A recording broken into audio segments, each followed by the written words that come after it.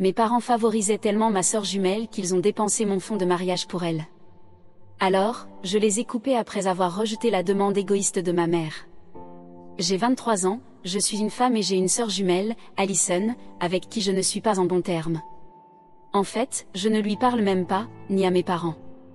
Nous étions au moins en communication, malgré la façon dont j'ai été traitée dans le passé, mais depuis 2 ans, j'ai gardé mes distances. Ils n'ont pas non plus cherché à me contacter jusqu'à récemment. Alison est plus âgée de 12 minutes et, par défaut, elle est l'enfant doré parce qu'elle est l'aînée. Mes parents ne voulaient qu'un enfant parce que c'est ce qu'ils avaient prévu, et ils n'avaient pas les moyens d'en élever 2. Mais au moment où ils l'ont découvert, il était trop tard et ma mère ne voulait pas prendre de risques.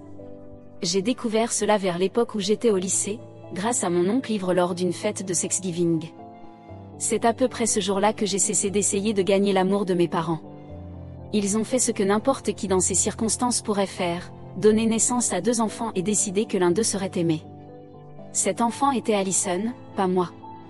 Depuis notre enfance, la rivalité entre Alison et moi était insensée. Tout ce qu'elle pouvait faire, j'essayais de le faire mieux, juste pour impressionner nos parents. Mais ils semblaient juste me détester davantage pour surpasser leur enfant doré. Je dois avouer qu'Alison n'était vraiment pas intéressée à être meilleure que moi, elle voulait juste que les gens la valident, donc elle faisait semblant de s'intéresser à la compétition que nous avions. Elle était douée pour la manipulation et pour faire croire aux gens qu'elle était réellement blessée quand je faisais mieux qu'elle. Cela faisait que beaucoup de gens validaient ses sentiments et me rabaissaient pour la faire se sentir mieux. Ces gens comprenaient nos parents, quelques-uns de nos proches, et même des gens du lycée. En conclusion, ce que j'ai tiré de cette compétition, ce sont de bonnes notes et beaucoup d'activités extrascolaires pour être meilleure que ma sœur. Ce qu'elle a obtenu, c'est l'attention, la validation et la sympathie de nos parents et d'autres personnes, parce que j'étais clairement la méchante qui la faisait se sentir inférieure. En y repensant, je ne pense pas que je voudrais échanger cela, mais j'aimerais vraiment lui en mettre plein la vue plus que je ne l'ai fait à l'époque. Il y a 2 ans, nous avons célébré notre 21e anniversaire. Nous avions toutes 2 obtenu notre diplôme à ce moment-là. Elle avait obtenu son diplôme d'un collège ordinaire, mais moi, j'ai obtenu mon diplôme d'une des meilleures écoles de commerce de l'État. Non seulement cela, j'avais aussi été major de promotion et j'avais une bourse, ce qui signifiait que mes parents avaient économisé pas mal d'argent sur mon éducation. Et appelez-moi folle, mais je m'attendais réellement à ce que mes parents soient heureux pour moi. Ils ne l'étaient pas et ne s'intéressaient qu'à l'avenir d'Alison parce qu'elle avait à peine réussi. Nous étions toutes 2 rentrées à la maison, mais alors que je travaillais déjà comme stagiaire dans une entreprise, Alison cherchait encore des emplois et se faisait rejeter à droite et à gauche. Mes parents se souciaient plus de cela et n'avaient même pas pris la peine de me féliciter ou quoi que ce soit. Je ne peux pas dire que j'étais surprise, mais j'étais certainement déçue. J'ai essayé de cacher cela parce qu'à ce moment-là, je vivais encore chez mes parents et je n'avais pas assez économisé pour déménager. Donc, j'ai décidé de garder mes sentiments pour moi, mais après notre 21e anniversaire, je n'ai plus pu le supporter. Je m'attendais à ce qu'il fasse quelque chose de grand pour nous, mais la veille de notre anniversaire, j'ai découvert que tout le monde m'avait laissé seule à la maison et qu'ils avaient laissé une note disant qu'ils allaient à la plage avec Alison et ses amis et qu'ils reviendraient après quelques jours. Je me souviens encore d'avoir été absolument dévastée en lisant cette note parce qu'ils avaient emmené Alison et ses amis en voyage à la plage alors que tout ce que j'avais reçu, c'était une note de joyeux anniversaire et une carte cadeau de $50. Beaucoup de choses avaient été injustes pendant mon enfance, mais c'est là que j'ai tracé la ligne. C'était tellement décevant et sans cœur de leur part que j'ai décidé de déménager ce jour-là et de ne jamais revenir. J'avais quelques amis qui étaient prêts à me laisser rester avec eux jusqu'à ce que je trouve un endroit à moi et que je puisse me le permettre, ce qui ne prendrait pas longtemps parce que l'entreprise où je faisais mon stage allait probablement m'embaucher après la fin du stage. Donc, j'avais juste besoin d'un endroit pour vivre pendant au plus 2 mois. J'ai emballé mes affaires et emménagé chez une amie sans le dire à mes parents ou à ma sœur, et je n'ai pas regardé en arrière une seule fois. Ils ne m'ont pas suffisamment manqué pour me demander de revenir. Ils m'ont appelé le jour de mon anniversaire, le lendemain de mon déménagement, mais pas pour me souhaiter un joyeux anniversaire, ils voulaient me dire qu'ils seraient bientôt de retour et qu'il serait préférable d'appeler un plombier pour réparer le robinet. Je leur ai dit que je ne vivais plus à la maison et que j'avais déménagé, pensant qu'au moins cette information provoquerait une réaction de leur part, mais sans succès. Mes parents semblaient d'accord avec cela, et Alison ne se souciait pas, alors c'était tout. C'était la dernière fois que j'ai eu une conversation correcte avec ma famille. Depuis, je ne suis jamais retournée les voir, et je n'ai pas entendu parler d'eux non plus. J'ai entendu parler d'Allison parfois par mes amis quelquefois, et c'est comme ça que je me suis tenue au courant de sa vie, mais c'est tout. Ils ne savaient rien de mes parents, et mes parents ne savaient rien de moi. J'ai travaillé dur au cours des 2 dernières années et maintenant j'ai un endroit à moi. Ce n'est pas un manoir, mais c'est un joli appartement dans un bon quartier. Le loyer est abordable avec mes revenus, ce qui est génial parce que la plupart des gens de mon âge n'ont pas pu arriver ici si rapidement. Je suis contente de la tournure que ma vie a prise et j'ai fait de mon mieux pour garder ma famille hors de mon esprit. Je sais qu'Allison s'est mariée il y a quelques mois avec un homme d'affaires ayant presque 10 ans de plus qu'elle et qu'elle vit maintenant en Californie. Je pensais que tout allait bien avec ma famille, mais il y a 2 jours, j'ai reçu un appel de mon oncle me disant que je devais venir voir mes parents rapidement parce qu'ils avaient eu un grave accident de voiture et voulaient me voir. Je me suis précipitée à l'hôpital dès que j'ai pu parce que, bien sûr, je ne suis pas si insensible. En arrivant, j'ai découvert qu'ils étaient déjà à l'hôpital depuis quelques jours et qu'ils se remettaient de leurs blessures. Un camion avait percuté leur voiture et ils avaient survécu, mais avec des blessures graves. Ils n'avaient pas d'assurance santé parce que mon père avait toujours cru que si nous prenions soin de nous, nous n'aurions jamais besoin d'aller à l'hôpital, ce qui est de loin l'une des opinions les plus idiotes que j'ai jamais entendues. Ils avaient d'abord contacté ma sœur, mais elle leur avait dit qu'elle ne reviendrait pas et qu'elle ne les aiderait pas non plus. Apparemment, il était déplacé de la part de nos parents de demander de l'aide financière à leur riche gendre si peu de temps après leur mariage, et elle ne voulait pas paraître comme une chercheuse d'or aux yeux de son mari. Elle ne voulait pas non plus prendre l'avion parce qu'elle ne pouvait pas simplement abandonner sa maison et ses 2 enfants qui n'étaient même pas les siens.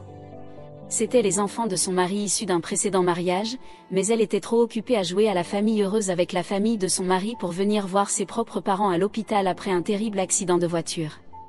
Mais ce n'est pas comme si elle aurait pu les aider avec les factures même si elle le voulait, parce que si son mari n'était pas là pour elle, elle n'aurait même pas pu se permettre les billets d'avion pour rentrer, vu qu'elle est maintenant une mère au foyer pour des enfants qui ne sont même pas les siens.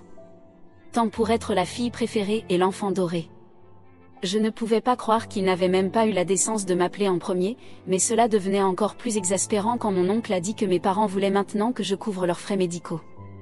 Évidemment, c'est une somme énorme et il me faudra longtemps pour me remettre d'une telle perte financière. Je ne veux pas dépenser autant, surtout pour des gens qui ne se sont jamais souciés de moi ou ne m'ont jamais montré d'amour de toute ma vie. Je sais qu'ils ont d'autres membres de la famille pour s'occuper d'eux et même si je ne paye pas pour eux, quelqu'un d'autre le fera. C'est juste que ce sera probablement plus humiliant pour eux de prendre de l'argent d'autres personnes, et ils devront certainement le rembourser beaucoup plus tôt qu'ils n'auraient dû me rembourser l'argent. Du moins, c'est ce qu'ils m'ont dit en me demandant de couvrir les factures et même en promettant que j'aurais l'argent de retour en un rien de temps. Je ne sais pas, je suis dans une situation difficile en ce moment. Je peux soit humilier mes parents en refusant de payer leurs factures médicales et me protéger, soit je peux payer pour eux, perdre mon propre argent et attendre qu'ils me remboursent. Pour être totalement honnête, je ne suis pas du tout enclin à payer pour eux. Nous n'avons pas parlé depuis 2 ans et les choses ont été mauvaises entre ma famille et moi aussi loin que je me souvienne. Ils sont autant des étrangers pour moi maintenant, alors je ne me sens pas très obligée de les aider en ce moment. Mais cela signifierait que je ne vaux pas mieux qu'Allison, ce qui serait nul. Suis-je en tort de ne pas vouloir aider mes parents à payer leurs factures d'hôpital après qu'ils aient eu un grave accident de voiture? Mise à jour 1, salut à tous, j'ai décidé de ne pas aider mes parents. C'était vraiment difficile à faire, mais pour être honnête, je savais que leurs factures seraient couvertes, donc ils n'avaient rien à craindre.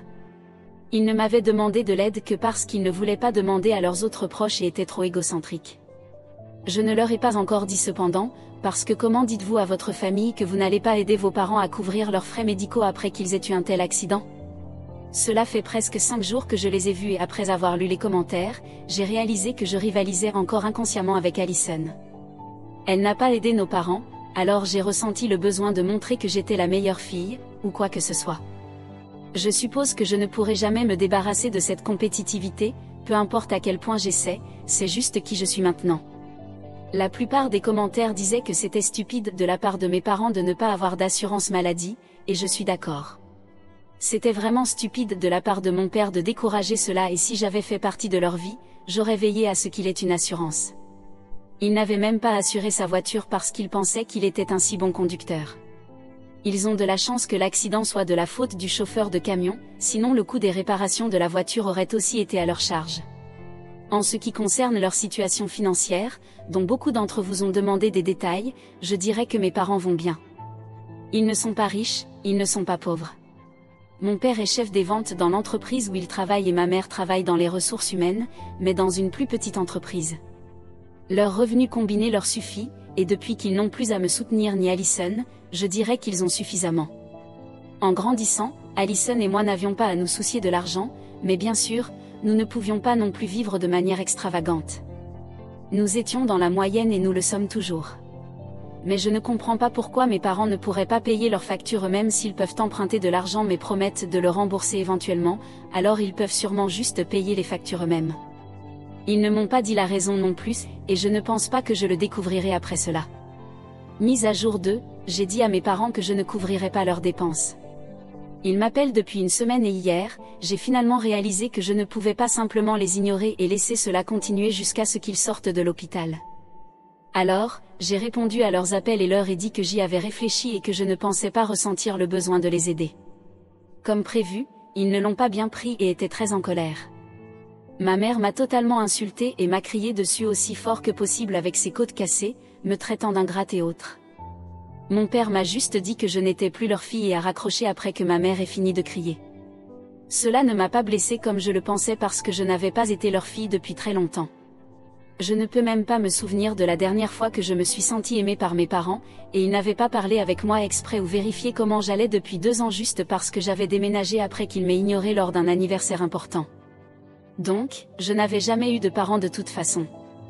Je vais juste vivre ma vie comme je l'ai fait ces 2 dernières années et probablement même avant cela. Cela ne fait pas une grande différence pour moi comme mes parents le pensaient. Malheureusement, mon oncle m'a appelé après l'appel téléphonique avec mes parents pour me donner une autre leçon, mais j'ai raccroché après les premières secondes parce que je n'avais pas besoin de cela des autres aussi. Ils pouvaient penser ce qu'ils voulaient de moi, cela ne me dérangeait plus à ce stade. Mon oncle m'a ensuite envoyé un message pour m'informer qu'ils avaient encore une autre famille pour arranger l'argent et que puisque cela en était arrivé là, mes parents avaient décidé d'utiliser l'argent du fonds qu'ils avaient mis de côté pour nos mariages.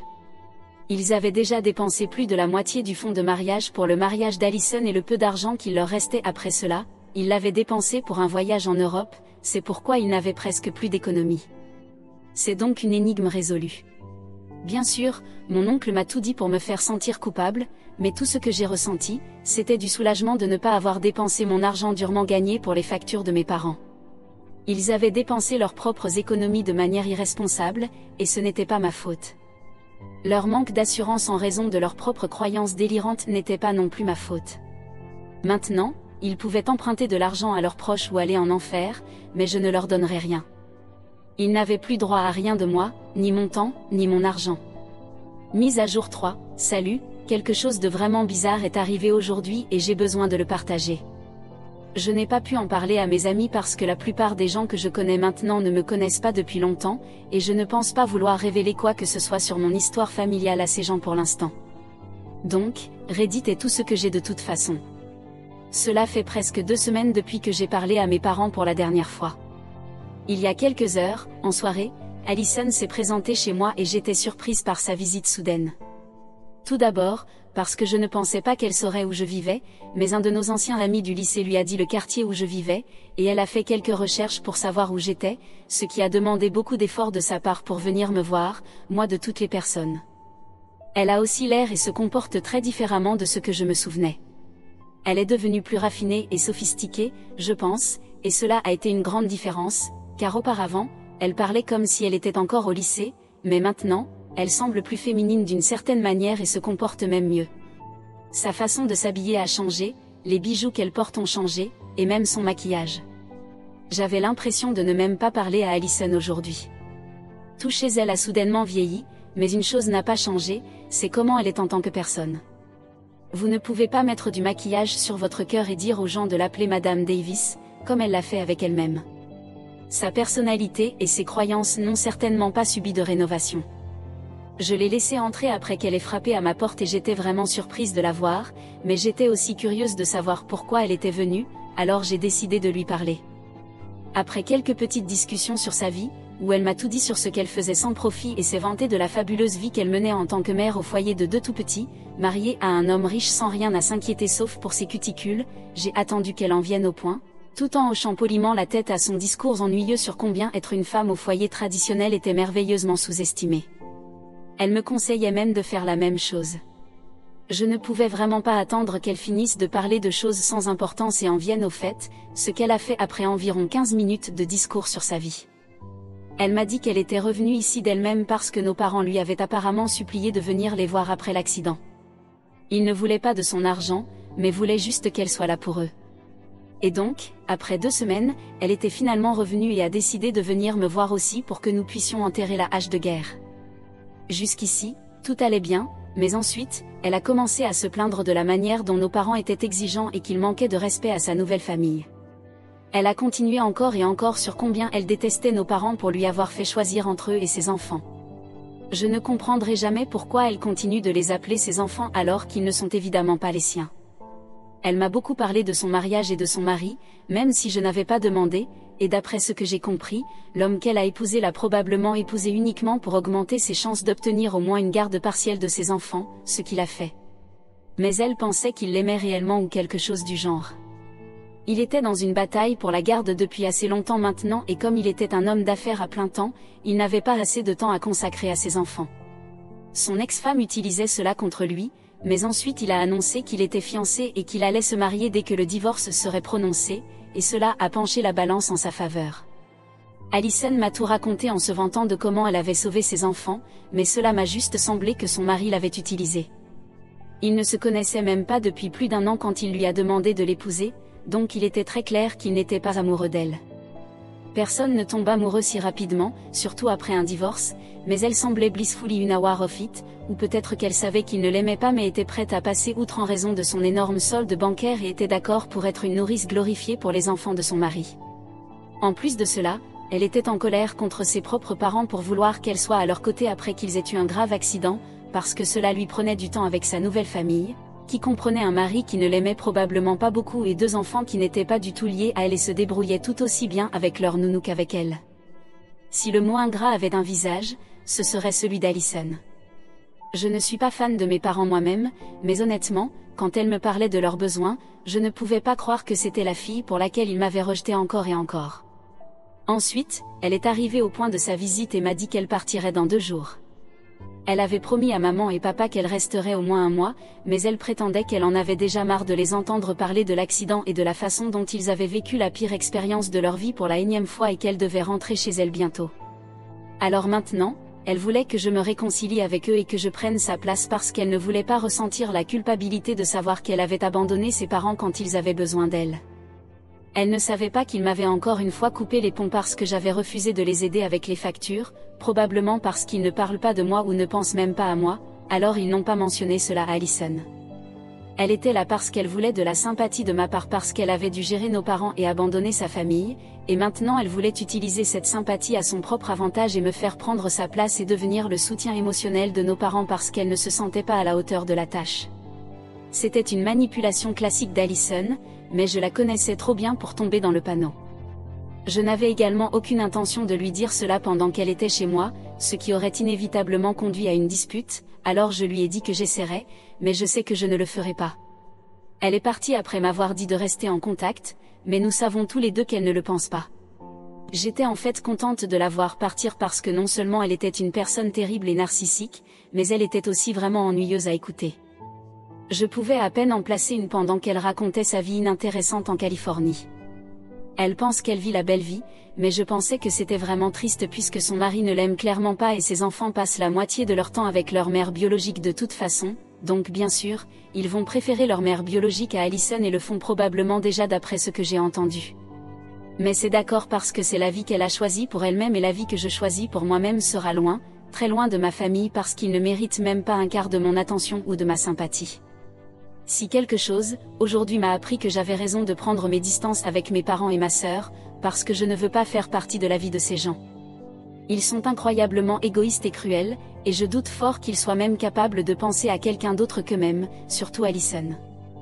J'ai honte d'être même liée à de telles personnes, honnêtement. Au moins maintenant, j'ai pu couper les liens avec tous pour de bon, et il est peu probable qu'ils puissent me contacter de sitôt. J'ai bloqué Alison dès qu'elle est partie et j'avais déjà bloqué mes parents et d'autres proches depuis quelques jours maintenant, donc je pense être à l'abri d'être ennuyée par ma famille pour au moins un avenir proche. Je prierai pour qu'ils ne me recontactent pas après cela non plus, parce que je suis bien mieux sans eux.